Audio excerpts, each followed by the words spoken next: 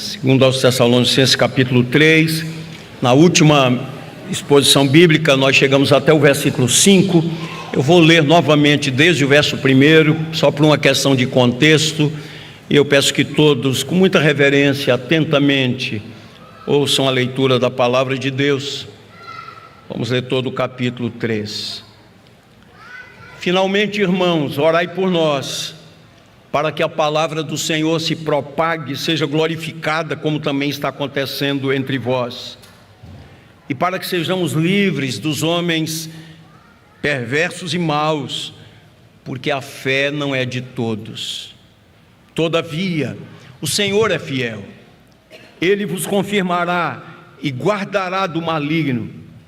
Nós também temos confiança em vós no Senhor, de que não só estáis praticando as coisas que vos ordenamos, como também continuareis a fazê-las. Ora, o Senhor conduza o vosso coração ao amor de Deus e à constância de Cristo.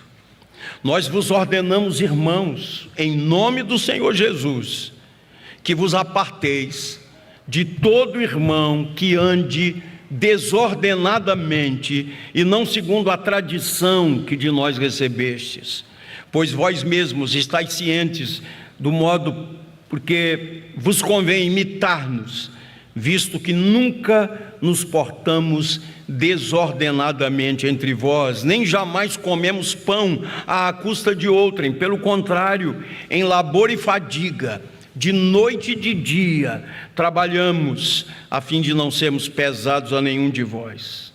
Não porque não tivéssemos esse direito, mas porque temos em vista oferecer-vos exemplo em nós mesmos, para nos imitardes.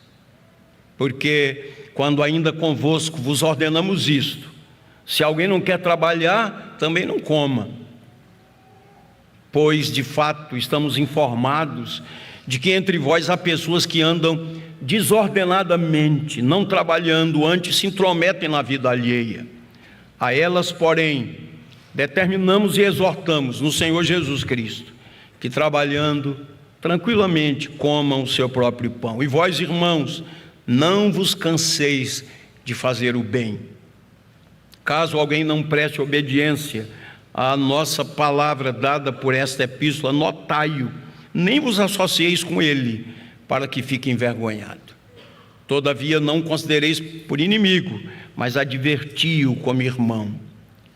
Ora, o Senhor da paz, Ele mesmo vos dê continuamente a paz em todas as circunstâncias. O Senhor seja com todos vós. A saudação é do próprio punho. Paulo, esse é o sinal em cada epístola, assim é que eu assino. A graça de nosso Senhor Jesus Cristo seja com todos vós. Amém.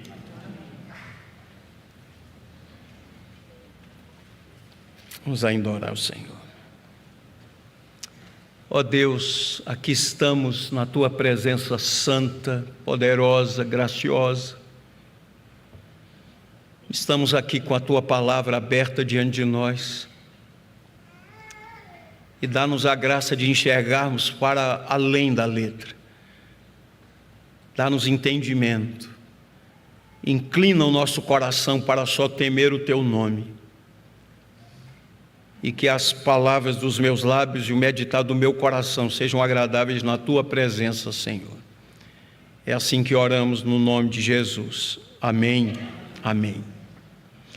Quem esteve presente aqui segunda-feira no Expondo as Escrituras, ou quem acompanhou online, sabe que o pastor Augustus fez uma exposição, parte do capítulo 17 de Atos, que fala exatamente sobre a plantação da igreja em Tessalônica. Essa igreja foi plantada no período da segunda viagem missionária, quando Paulo entendeu, lá em Troade, depois de uma visão, que o chamado de Deus para que pregasse o evangelho naquela região. Ele pregou em Filipos sofreu oposição, perseguição, foi espancado em praça pública, foi preso e praticamente expulso da cidade de Filipos. E depois chegou em Tessalônica. O capítulo 17 de Atos fala que a passagem de Paulo por Tessalônica foi curta, Mas, como ele diz na primeira epístola, a palavra pregada foi uma demonstração do Espírito e de poder. Ele pregou poderosamente a palavra de Deus, um homem cheio do Espírito Santo. Paulo e sua equipe pregaram a verdade de Deus. Surgiu uma nova oposição da parte dos judeus, e eles promoveram um grande tumulto ali. E o texto de Atos 17 diz que Paulo teve que sair rapidamente de Tessalônica. Agora imaginem, sair deixando aqueles irmãos novos na fé, novos convertidos, em um ambiente hostil, em um ambiente de perseguição. Paulo saiu dali, foi para Bereia, depois para Atenas, e o seu coração não aguentou mais, então ele mandou Timóteo de volta a Tessalônica, para saber como estavam os irmãos e para fortalecer os irmãos. Quando Timóteo voltou, Paulo já estava em Corinto, e Timóteo trouxe ótimas notícias. Os irmãos estavam firmes, apesar das adversidades, apesar das perseguições, eles estavam firmes. Inclusive Paulo registra na primeira carta a operosidade da vossa fé, a abnegação do vosso amor, a firmeza da vossa esperança. A igreja estava caminhando bem. Porém, depois de algum tempo, notícias novas chegaram. Uma delas, muito preocupante, é que alguém havia enviado uma carta, uma epístola, em nome de Paulo. Uma falsa carta, uma falsa epístola, com falsos ensinamentos. Então alguém falando em nome de Paulo, uma grande mentira. Tanto que, como acabamos de ler agora, lá no verso 17, Paulo diz: esse é o meu sinal, é assim que eu assino, para mostrar a autenticidade daquilo que ele escrevia. E possivelmente por causa dessa falsa carta e por causa de falsos ensinamentos, o que estava sendo dito ali em Tessalônica era o seguinte: o dia do Senhor chegou, o Senhor está às portas, o dia do Senhor chegou. Então, na prática, alguns membros da igreja disseram: então não vamos mais fazer nada, não vamos mais trabalhar. Abandonaram o trabalho, abandonaram suas atividades. E se lembram aqueles que são da minha idade, um ditado que diz assim: mente desocupada, é isso mesmo, né?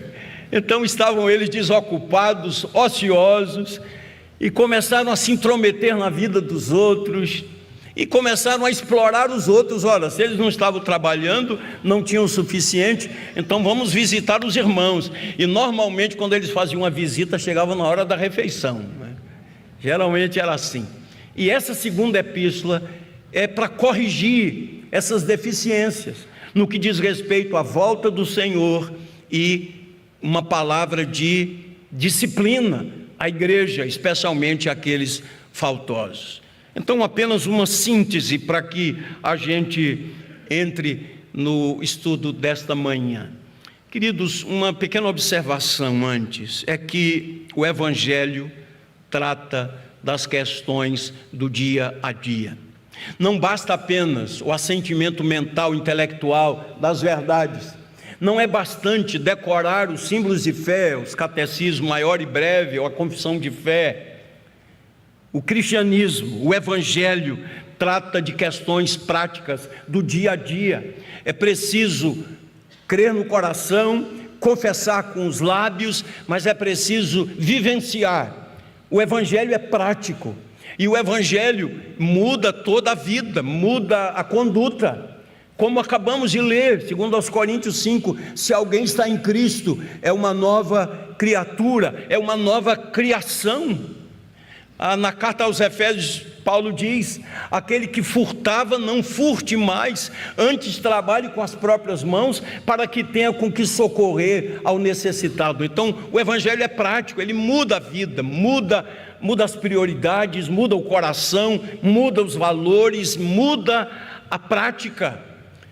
Quando o Senhor Jesus converteu Zaqueu, aquele cobrador de impostos, o que foi que aconteceu? O próprio Zaqueu deu testemunho: resolvo dar aos pobres metade dos meus bens, E se em alguma coisa tenho defraudado alguém, restituirei 4 vezes mais. Jesus disse: hoje houve salvação nessa casa, houve uma mudança, houve uma transformação. Um homem que só pensava em números, em cifras, em valores, em juntar, em ganhar, estava agora disposto a repartir e reparar o erro. Se defraudei alguém, eu vou restituir 4 vezes mais. Então o Evangelho muda a vida. Quando Jesus falou àqueles que levaram uma mulher apanhada em flagrante adultério, aquele que estivesse em pecado, atire a primeira pedra. E depois Jesus levanta a cabeça e olha para a mulher e pergunta: mulher, onde estão os teus acusadores? Ninguém te condenou, nem tampouco eu. Jesus não está passando a mão por cima dos seus pecados, mas disse: vai e não peques mais. Mudança de vida. O Evangelho promove mudança de vida, transformação de vida, um novo coração. É essa a ideia da palavra de Deus. O Senhor tira um coração de pedra e coloca um novo coração. É esse o efeito do Evangelho.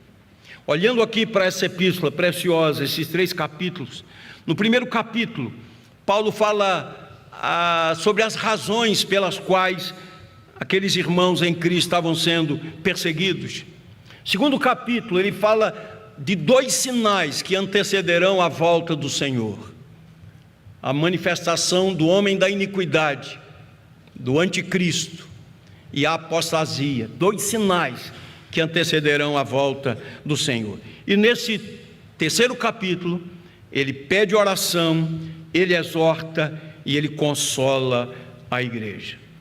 Então, vou começar pelos versículos 1 e 2, apenas uma síntese do que falei há 15 dias. Em primeiro lugar, ore pelos pregadores e pela pregação do Evangelho. Esse deve ser um compromisso de cada dia. A SAF da nossa igreja, a SAF de primeira, preparou uma agenda de oração para esse mês de junho. Todos os missionários da APMT, da Agência Presbiteriana de Missões Transculturais, e o nosso Ministério de Missões está divulgando. Então, todos os dias há um missionário. Hoje, inclusive, é a missionária Cecília, que está servindo ao Senhor lá em Guiné-Bissau.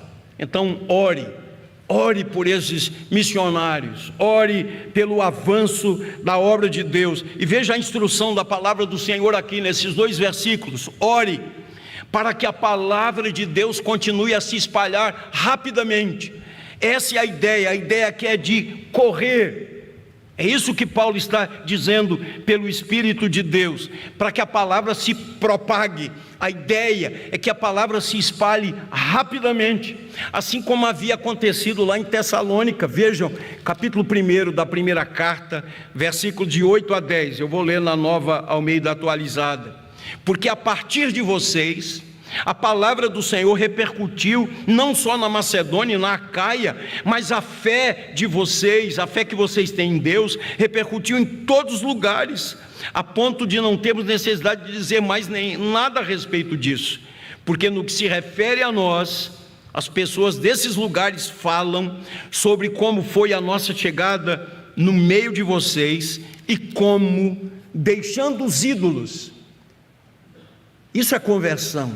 Vocês se converteram a Deus para servir ao Deus vivo e verdadeiro e para aguardar dos céus o seu Filho, a quem Ele ressuscitou dentre os mortos, a saber, Jesus Cristo, que nos livra da ira vindoura. A ideia aqui é, a palavra precisa correr.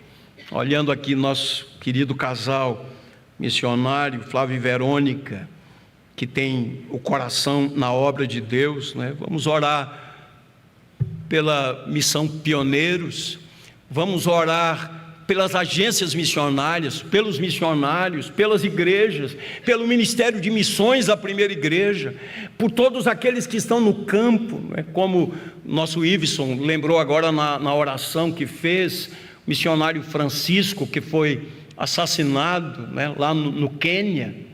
E há outros missionários que são perseguidos, mas a ideia do texto é: orem para que a palavra de Deus seja espalhada, para que a palavra de Deus seja propagada, para que a palavra de Deus seja anunciada. E a ideia aqui é de rapidez.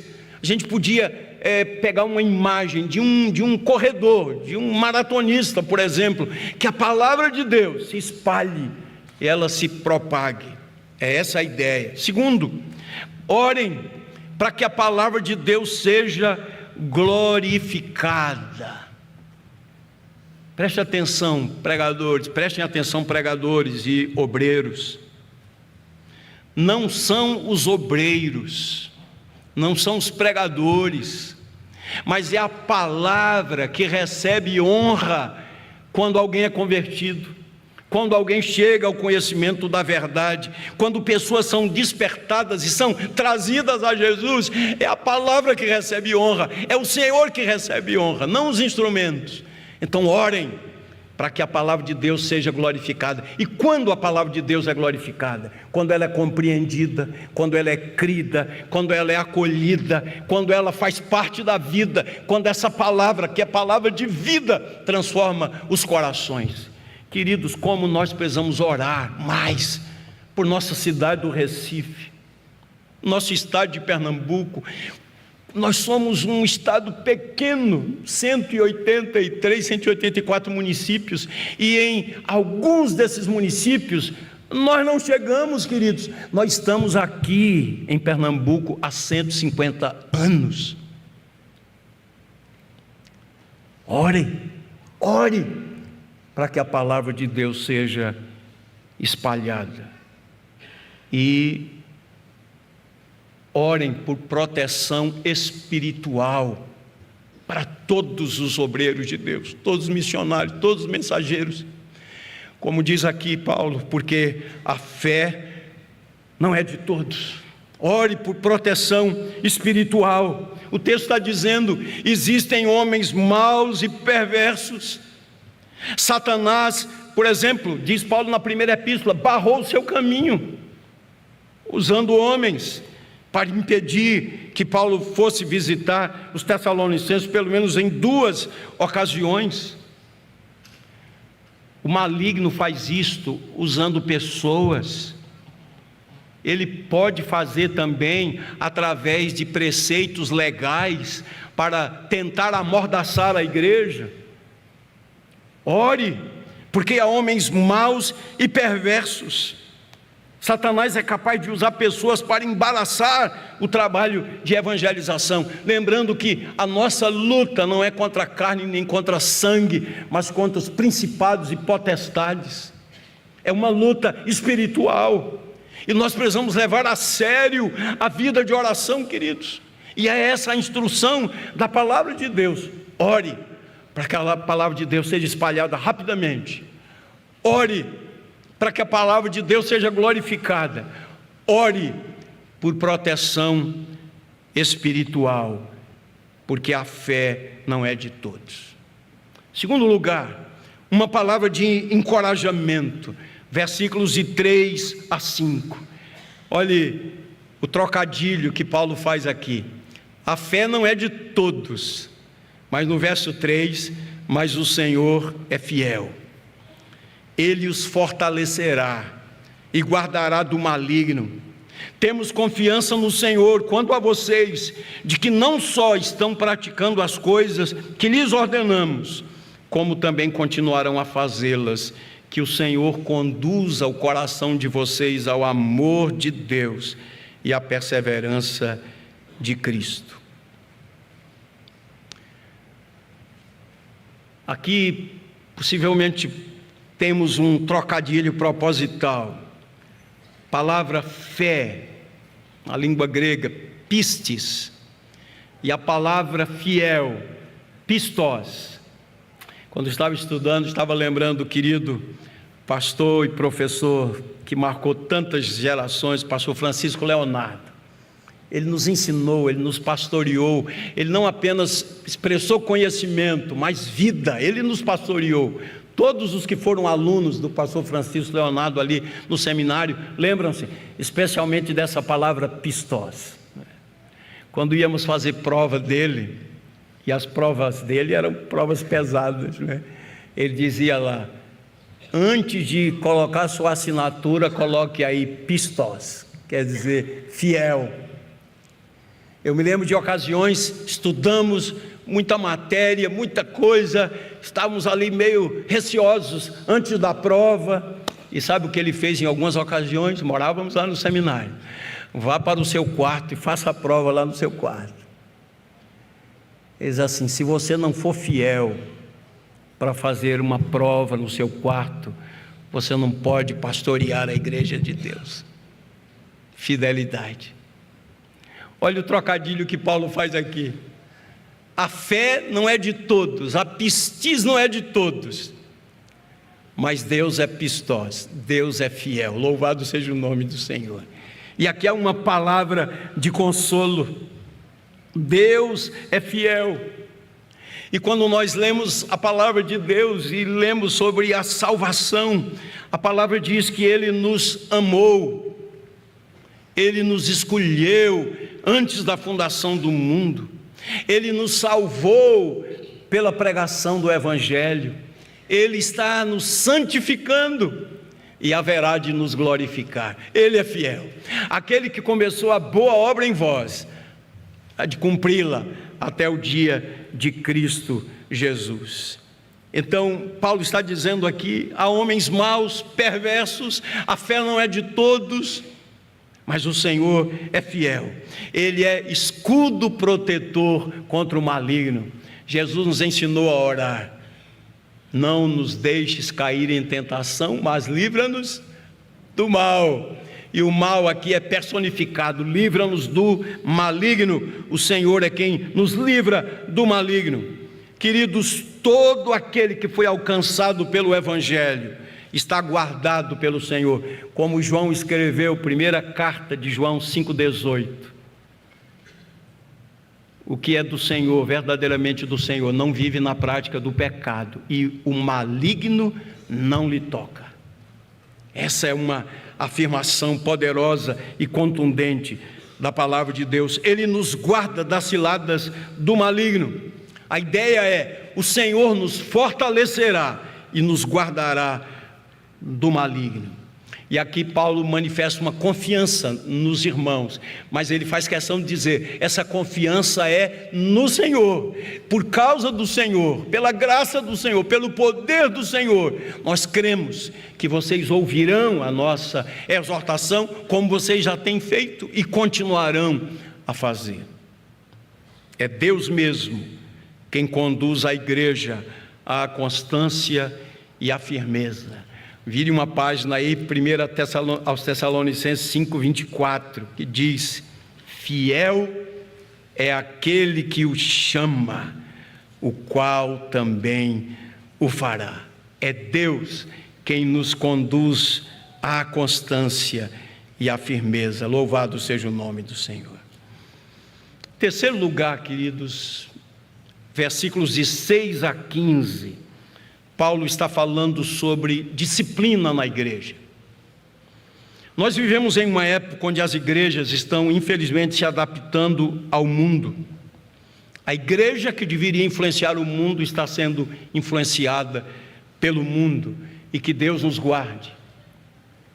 Nós sabemos que tem sido esse o cuidado do nosso pastor Cláudio, com todos esses novos membros que têm chegado aqui com a igreja, porque é claro que receber pessoas, isso é muito bom, mas isso aumenta a nossa grande responsabilidade, e o desejo não é apenas ter uma multidão frequentando esse templo, o desejo é de ter uma multidão de servos e servas de Deus, homens e mulheres de Deus, jovens tementes a Deus, adolescentes piedosos, crianças que aprendam a amar a Deus desde a tenra idade, uma igreja saudável. E nós precisamos estar sempre atentos, aquele que pensa estar em pé, cuide que não caia. Nós precisamos ser vigilantes, queridos irmãos. E a palavra disciplina geralmente não soa muito bem aos nossos ouvidos, mas a disciplina, à luz das Escrituras Sagradas, ela é uma prova de amor. A disciplina é algo tão importante que o reformador João Calvino, falando a respeito das marcas de uma igreja verdadeira. Ele colocou a disciplina ao lado da pregação da palavra e da administração fiel dos sacramentos. Então ele colocou essas marcas como marcas de uma igreja fiel: a proclamação da palavra, o ensino da palavra, a administração dos sacramentos e o exercício da disciplina. A disciplina serve para proteger a igreja e serve também para restaurar o faltoso. O intuito da disciplina não é ser punitiva. A disciplina é restauradora. E a disciplina é também protetora, para proteger a igreja. A Bíblia diz: um pouco de fermento leveda toda a massa. Disciplina com firmeza, mas com misericórdia.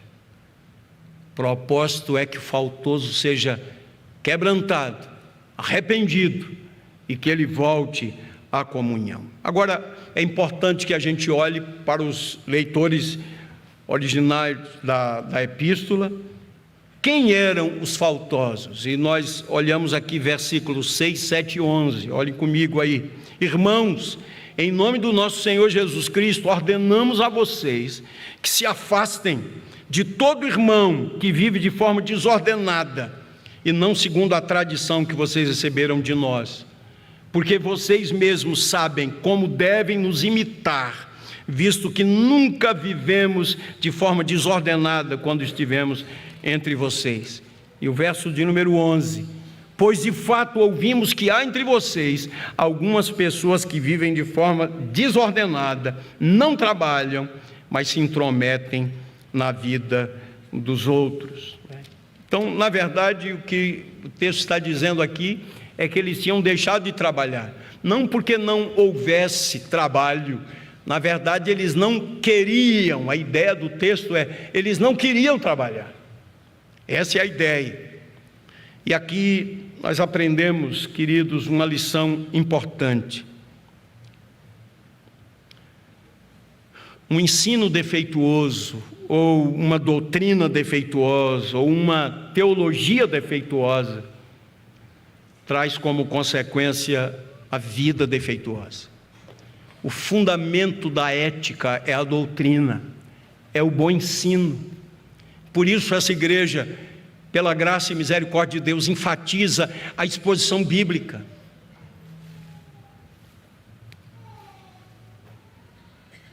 Um ensino defeituoso gera vidas defeituosas. Segundo os versos 10 e 11, nos fala que eles eram preguiçosos, não queriam trabalhar porque eram preguiçosos. E verso 11 ainda, parte B, diz que eram fofoqueiros. Preste atenção, Paulo está falando aqui para disciplinar os fofoqueiros, disciplinar os preguiçosos, disciplinar os indolentes, né? A gente às vezes limita a disciplina na igreja a adultério, né? Que é um pecado grave. Mas aqui Paulo está falando de gente preguiçosa, de gente indolente, que deliberadamente não estava trabalhando, explorando os outros, se intrometendo na vida dos outros, causando problemas no meio da comunidade. E a instrução da palavra é: observem quem está se comportando assim. Então, esses eram os faltosos. Segunda pergunta importante: como é que a igreja deve proceder? Como a igreja deve lidar com os faltosos? Voltando aí ao verso de número 6, irmãos, em nome do Senhor Jesus Cristo, ordenamos a vocês que se afastem de todo irmão que vive de forma desordenada e não segundo a tradição que receberam de nós. Esse verso 6 está falando sobre uma ação coletiva de afastamento do faltoso. Preste atenção para a gente compreender isso, que é muito importante. Na nossa Igreja Presbiteriana do Brasil, nós temos uma Constituição, nós adotamos símbolos de fé, que são a confissão de fé e os catecismos maior e breve, e nós temos princípios de liturgia e temos também um código de disciplina. Quem aplica a disciplina é o conselho da igreja. E isso é sempre feito de modo cuidadoso, zeloso, criterioso, à luz dos ensinamentos das Escrituras Sagradas. E o que é que acontece na estrutura da nossa igreja, da IPB, e obviamente dessa igreja local? Quando um membro da igreja é disciplinado, há um processo, ele tem oportunidade para se defender e, caso não tenha manifestado arrependimento, mudança de vida, ele é disciplinado. A igreja é comunicável. Qual é a ideia que a gente precisa aprender aqui do que Paulo está a ensinar? É que a igreja toda deve abraçar essa disciplina. Se o conselho da igreja, formado por homens tementes a Deus, resolve disciplinar um membro da igreja, a igreja toda deve abraçar essa decisão do conselho. Porque acontece, obviamente que não estou falando de nada aqui, mas acontece, o conselho da igreja toma uma decisão e membros da igreja se rebelam contra aquela decisão, abraçam o faltoso, acolhem o faltoso, e o que é que acontece? Eles estão impedindo o efeito, ou tentando impedir o efeito da disciplina, que é levar o faltoso ao arrependimento e proteger a igreja do pecado.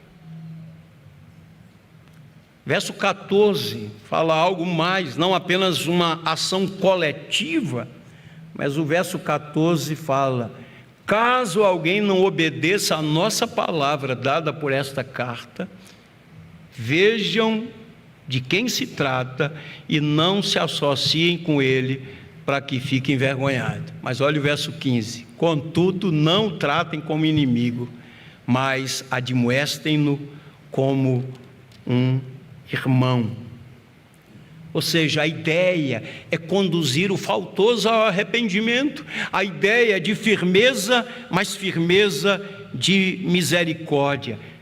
O faltoso precisa de disciplina, Paulo está dizendo aqui, pelo fato de ser um irmão, ele precisa de disciplina, para que ele seja quebrantado, que ele se arrependa e ele volte à comunhão, que ele acolha a palavra de Deus. Mas uma ação coletiva da igreja. Mas uma terceira observação que eu queria fazer nesse ponto é a necessidade da prevenção. Isso é importante, antes da disciplina, antes da queda, a prevenção. E como isso acontece? Verso 6 e 14 respondem: andando segundo a palavra de Deus. O Senhor haverá de nos guardar, Deus é fiel, mas nós precisamos atentar para a palavra de Deus.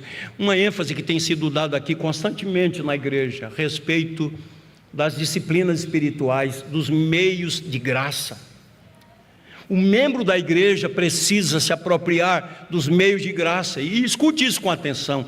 Quais são os meios de graça? Oração, a vida de oração. Meios de graça, a leitura da Bíblia. E eu pergunto agora a você, responda aí a você diante de Deus e se arrependa, se for o caso. Quanto tempo faz que você não lê a Bíblia? Quanto tempo faz que você não medita na palavra de Deus? E eu pergunto, como é possível uma vida cristã vitoriosa sem oração e sem a palavra? Nós estamos em guerra, queridos, nós vivemos em um mundo caído, e nós precisamos ser dirigidos pela instrução da palavra de Deus. Lâmpada para os meus pés é a tua palavra, e luz para os meus caminhos. Vivemos numa sociedade de pessoas tão ocupadas, pessoas estão correndo desde cedo até tarde. Elas estudam, elas viajam a trabalho, fazem planejamentos, apresentam relatórios, outros estão estudando. Há uma exigência, um nível de exigência muito grande, desde as crianças, crianças que estudam em 2 turnos, depois à noite vão fazer o dever de casa, e abrindo mão desses meios de graça, nossa vida cristã vai secando, vai murchando, nosso coração vai ficando seco, vai ficando árido. Quando John Stott estava por completar 70 anos de idade, esteve aqui no Brasil, um grupo de jovens pastores teve uma conversa com ele, e ele deixou bem à vontade para que fossem feitas as perguntas, bem à vontade, era um diálogo muito fraterno. E alguém fez a pergunta: como é que o senhor, chegando aí aos 70 anos de idade, tem sido mantido fiel? Ele foi um fiel expositor das Escrituras Sagradas. E ele disse: participo dos cultos todos os domingos, participo da ceia do Senhor, leio a minha Bíblia e oro. John Stott, fiel expositor da palavra de Deus. Queridos, nós precisamos resgatar o ensino bíblico do dia do Senhor. Dia do Senhor é dia santo e deleitoso. É muito sério quando os pais vêm aqui batizando seus filhos e eles prometem trazê-los regularmente à casa de Deus, para que os seus filhos aprendam a amar a Deus, o povo de Deus, para que eles sejam instruídos na palavra do Senhor. Mas a pais negligentes, eles trazem seus filhos bonitinho, tudo lindo no dia, o registro é feito, e depois nem trazem mais seus filhos à casa de Deus. Isso é um pecado grave diante de Deus, precisa haver arrependimento. Os meios de graça, prevenção, obediência à palavra de Deus, crer na inspiração das Escrituras, na sua inerrância, na sua infalibilidade, crer na suficiência das Escrituras, que ela é a palavra de Deus. Outra coisa, versos 6 a 9, seguindo os bons exemplos. Siga o exemplo de alguém que anda com Deus. Siga o exemplo de gente que anda no temor de Deus, de alguém que ama a Deus. É isso que Paulo está dizendo. Vocês estão vendo o nosso comportamento, como nos portamos no meio de vocês desde o primeiro dia. Vocês viram nossa conduta. Sigam bons exemplos, queridos irmãos, dedicando-se zelosamente ao trabalho, versos 10 a 12, e o verso 13, não se cansando de fazer o bem. Escute bem, não permita que exemplos negativos coloquem você para trás, não deixando de fazer o bem. Eu concluo citando os versos 16 e 18, vejam que bênçãos. A igreja é possuidora, a igreja de Deus é possuidora da paz. Verso 16, que o Senhor da paz, Ele mesmo, dê a vocês a paz, sempre e de todas as maneiras. Essa paz não é uma emoção, é uma pessoa, é o Senhor Jesus. Ele é a nossa paz, Ele está conosco, Ele está aqui, Ele é o nosso Senhor e Salvador. Nós temos também comunhão. A segunda parte do verso 16, o Senhor esteja com todos vocês, e o Senhor está conosco, Ele está presente, nós temos comunhão com Ele. E o verso 18 nos fala da graça. Nós temos a graça de Deus, a graça de nosso Senhor Jesus Cristo esteja com todos vocês. Que o Senhor nos abençoe, queridos. E eu queria fazer algumas breves aplicações. Em primeiro lugar, ore pelos pregadores, pelos missionários, pelas agências missionárias, pelos campos missionários. Ore pelos seminários, pelos institutos bíblicos. Ore pela pregação do Evangelho, para que a palavra de Deus se espalhe rapidamente. Ore pela igreja perseguida. Leve a sério essa agenda de oração para orar pelos missionários da APMT. Ore por outros missionários. Ore por plantação de novas igrejas. Ore pelas congregações, para que elas sejam consolidadas, para que a palavra de Deus corra. uma palavra de consolo ao nosso coração. Deus é fiel, Ele guarda os seus eleitos. Disse Jesus: ninguém poderá nos arrebatar das mãos do Senhor. Terceiro lugar, a importância da disciplina. Disciplina para manter a igreja pura, para preservar a igreja. Disciplina para conduzir o faltoso ao arrependimento, ao quebrantamento. Quarto lugar, erros doutrinários podem levar a práticas erradas. Então, a importância da sã doutrina, a importância da exposição bíblica e do conhecimento da palavra de Deus. Quinto lugar, que é muito importante à luz do texto, não abuse da generosidade cristã dos irmãos da igreja. Não abuse da generosidade cristã dos irmãos da igreja, não seja um explorador. E por fim, vivamos para a glória de Deus, fazendo o bem e vivendo para a glória de Deus.